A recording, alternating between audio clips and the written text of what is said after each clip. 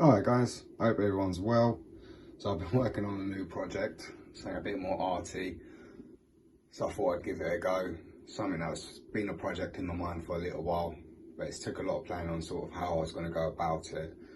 But yeah, let me show you what I made.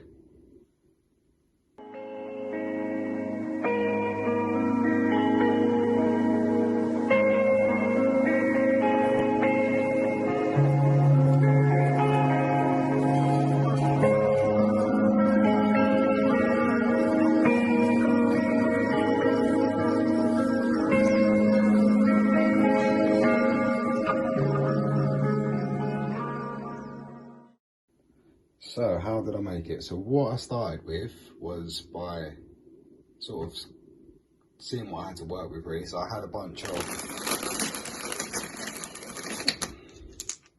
this sort of raw amethyst to sort of work with.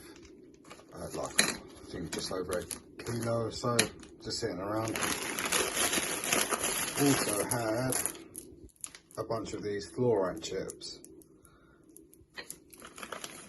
Didn't really have much use for them, so I thought to myself, what on earth could I possibly do? And I knew I had this project in mind for a little while, so I thought that'd probably do perfect for the sort of job I'm thinking, but some of them were a bit too big. So it did take quite a bit of work on the saw, trimming quite a bit down to sort of get them to sort of a workable size. So it was to sort of save me doing extra work towards the end. So what I started with was obviously getting my design in mind, stenciling that out. I had to draw that up. It took a few attempts to come up with an idea that was obviously easy enough to sort of cut out as well.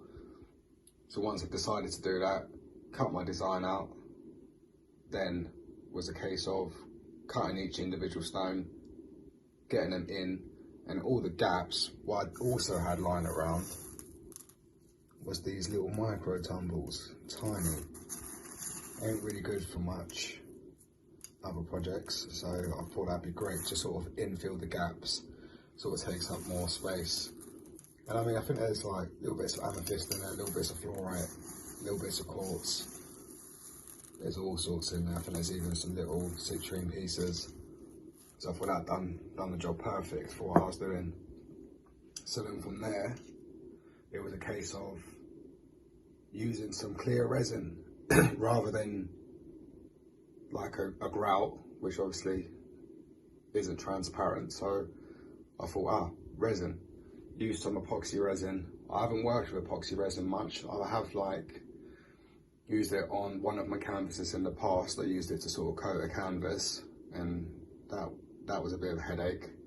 That was the first time using it, but I sort of got around it. It did come out fine.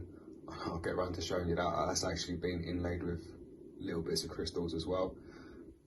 I super like it, so yeah, it's like an abstract piece. But yeah, that's up in the bedroom. I'll have to show you that, guys. I think it's super cool.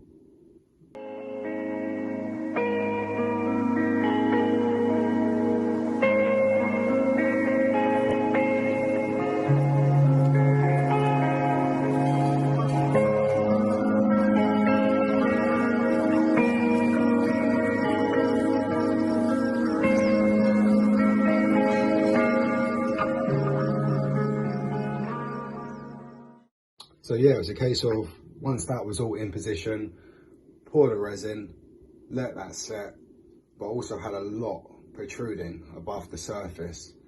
So once that had set, then it was a case of what you'd normally do with stone, grind it down, get it to like a flat finish, so it was sitting in there flush. Again, same sort of process it would be working with normal smaller pieces, but just on a bigger scale.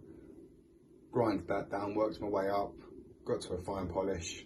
Then it was a case of installing the lights, getting those positioned where I might do a video on showing you the full-on steps I took, because it isn't as simple and straightforward as I probably made it sound. But yeah guys, if you like, hit us a like. Cheers. Can't stop, won't stop. I can't stop, won't stop. I can't stop, won't stop. Can't stop. Can't stop, won't stop. Can't stop, won't stop.